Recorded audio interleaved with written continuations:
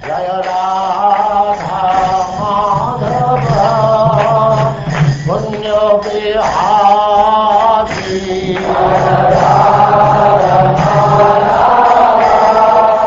And now Chapter 20, Pure Devotional Service Surpasses Knowledge and Detachment.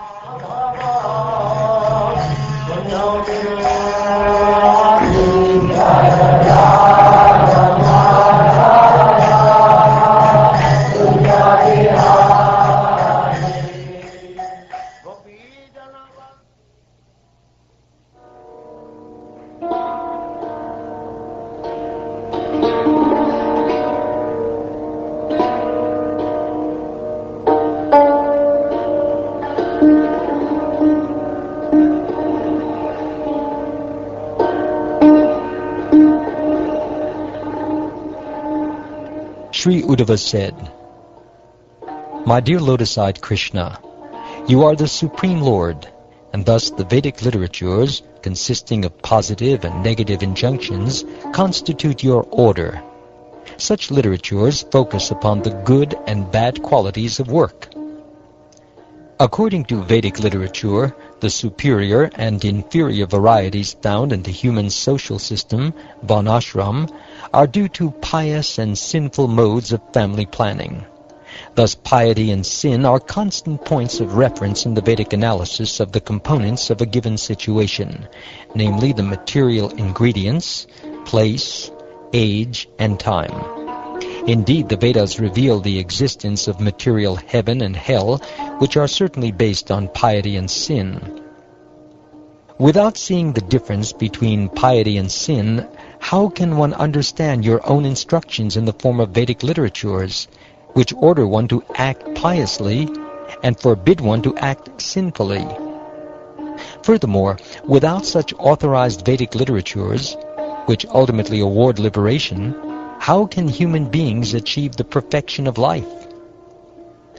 My dear Lord, in order to understand those things beyond direct experience, such as spiritual liberation or attainment of heaven and other material enjoyments beyond our present capacity, and in general to understand the means and end of all things, the forefathers, demigods, and human beings must consult the Vedic literatures, which are your own laws, for these constitute the highest evidence and revelation.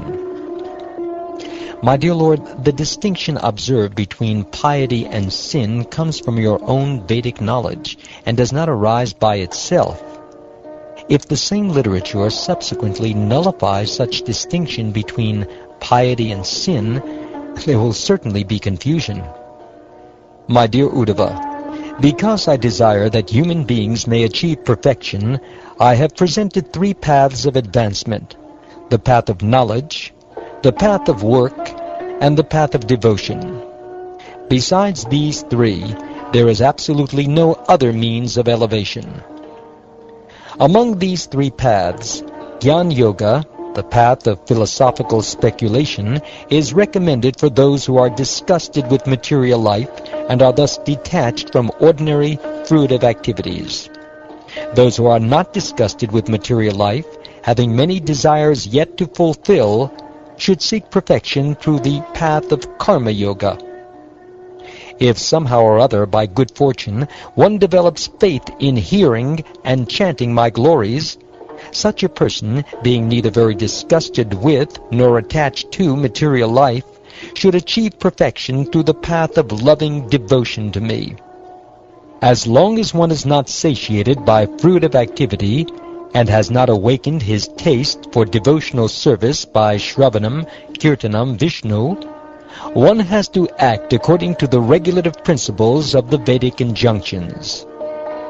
My dear Uddhava, a person who is situated in his prescribed duty, properly worshipping by Vedic sacrifices, but not desiring the fruitive result of such worship, will not go to the heavenly planets. Similarly, by not performing forbidden activities, he will not go to hell. One who is situated in his prescribed duty, free from sinful activities, and cleansed of material contamination, in this very life obtains transcendental knowledge, or by fortune, devotional service unto me.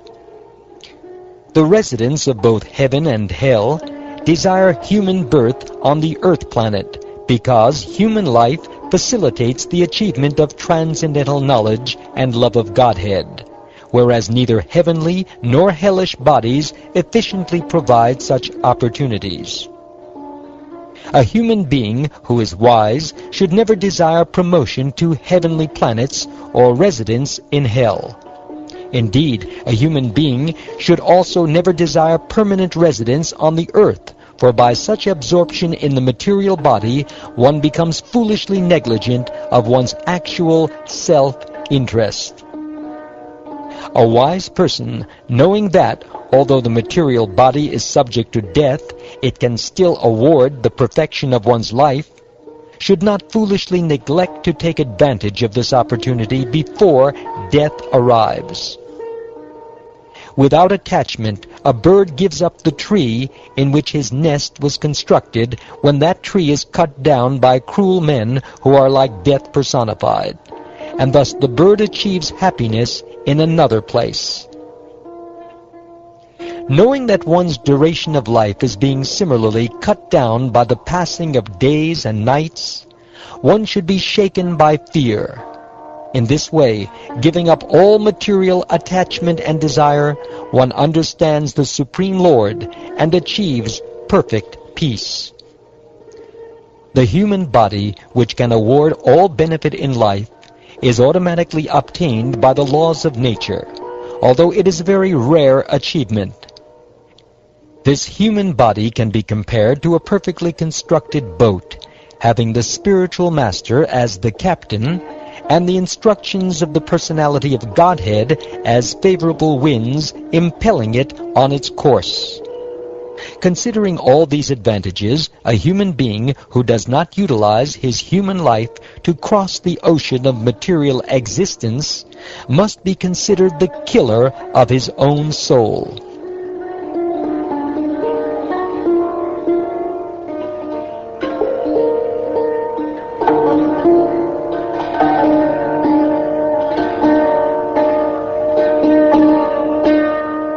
A transcendentalist, having become disgusted and hopeless in all endeavors for material happiness, completely controls the senses and develops detachment.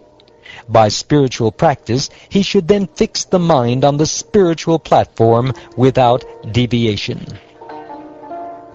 Whenever the mind, being concentrated on the spiritual platform, is suddenly deviated from its spiritual position, one should carefully bring it under the control of the self by following the prescribed means.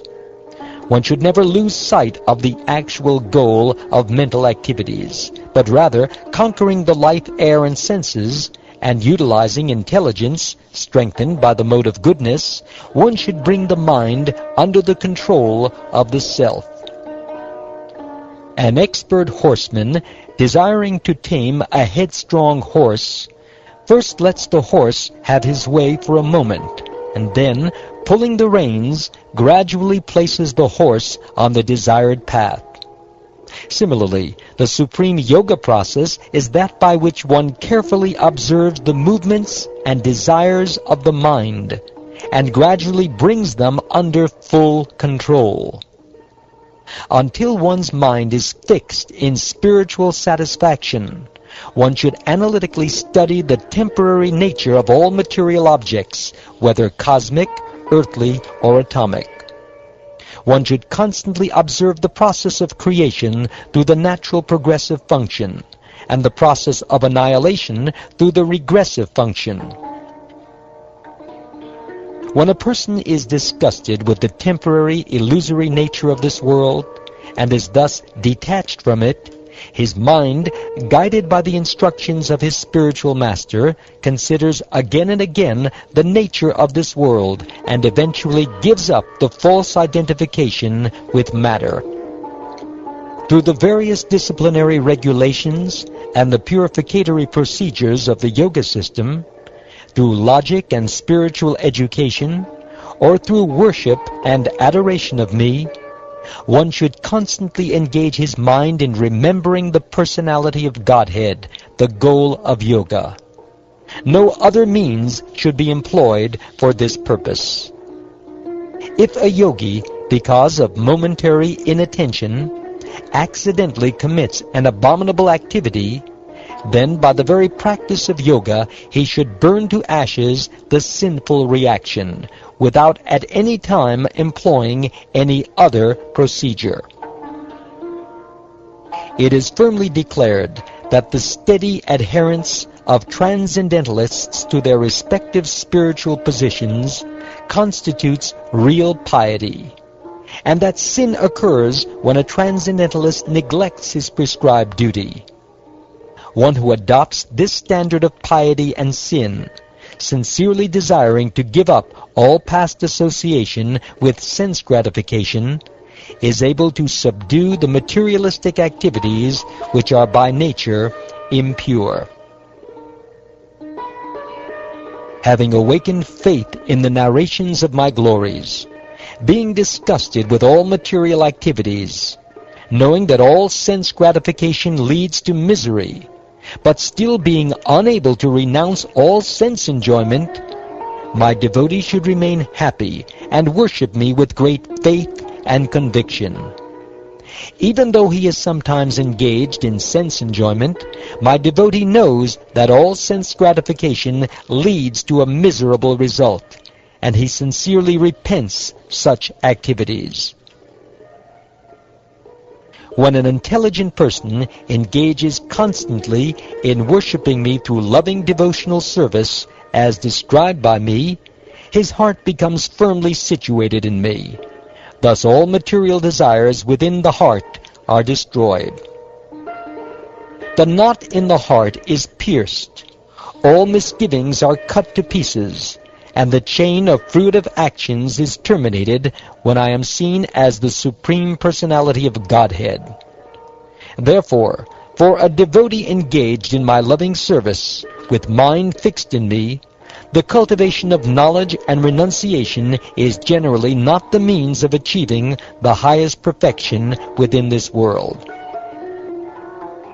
Everything that can be achieved by fruitive activities, penance, knowledge, detachment, mystic yoga, charity, religious duties, and all other means of perfecting life is easily achieved by my devotee through loving service unto me.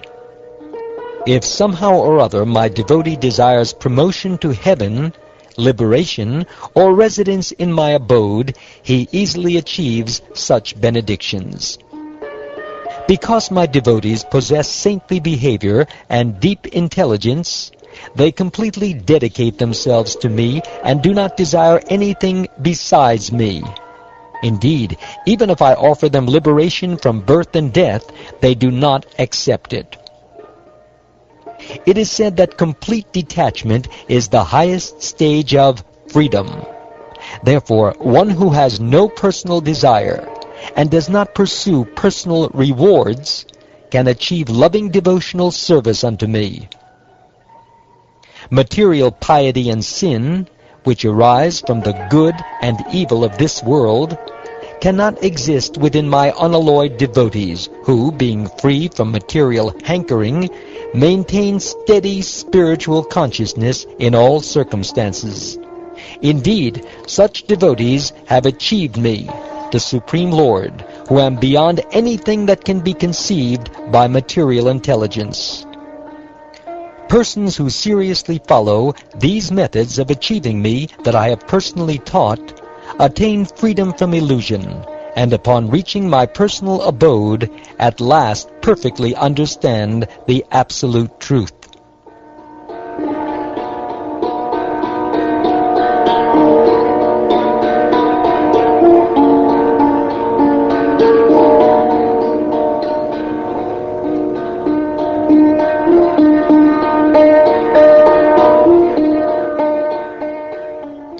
Thus ends the 20th chapter of the 11th canto of the Srimad Bhagavatam, entitled Pure Devotional Service Surpasses Knowledge and Detachment.